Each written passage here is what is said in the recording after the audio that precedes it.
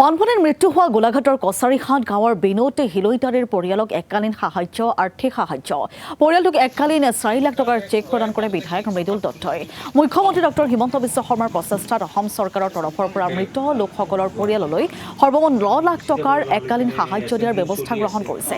ইয়াৰ প্ৰথম কিস্তি হিচাপে আজি বিধায়ক মৃদুল দত্তই মৃত লোকজনৰ পৰিয়ালৰ বাসগৃহত উপস্থিত হৈ প্ৰদান কৰে 4 লাখ টকাৰ চেক।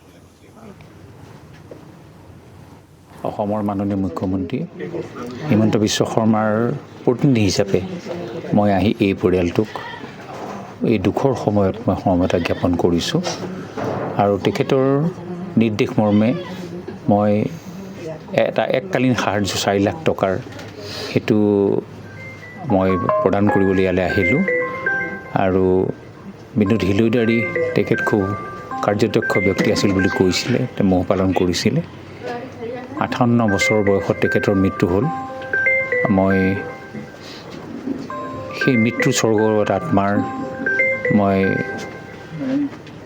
তেওঁৰ যি আত্মা তাৰ সদ্গতি কামনা কৰিছোঁ। তেখেত ইয়ালৈ আহিছে, তাৰ বাবে আমি বহুত সুখী হৈছোঁ আৰু লগতে দেউতাৰ এই মৃত্যুক আমি আমাৰ বহুত দুখ হৈছে। মানে ধৰক 4টা ল'ৰা ছোৱালী আমাৰ, দেউতাই বহুত কষ্ট কৰি আমাক ডাঙৰ দীঘল কৰিলে। দেউতাৰ ইমান সোনকালে মৃত্যু হোৱাটো আমি মানি ল'বই পৰা নাই। এই বিপদৰ সময়ত তেওঁ আহি আমাৰ যে দেখা দিলেহি সেয়াই আমাৰ কাৰণে বহুত। আৰু লগতে এটা মই কওঁ যে আমাৰ এই কালভাৰটো যিহেতু মুখাগথাৰ কালভাৰটো অলপ সৰু হৈছে, যাৰ বাবে কৃত্ৰিম বানপানীৰ সৃষ্টি হৈছে। গতিকে এই কালভাৰটো যদি অলপ মানে ডাঙৰ কৰি দলঙৰ কৰি দিয়ে তেতিয়া হয়তো বহুত সমস্যা আমাৰ সমাধান হ'ব বুলি এই বিষয়টো পদক্ষেপ গ্ৰহণ কৰিম বুলি উল্লেখ কৰিছে। গতিকে যিমান পাৰে তৎকালীনভাৱে যদি সমস্যাটো সমাধান হয় তেন্তে অনাকাংক্ষিত ঘটনা আগলৈ নহয় বুলি আমি ভাবিছোঁ আৰু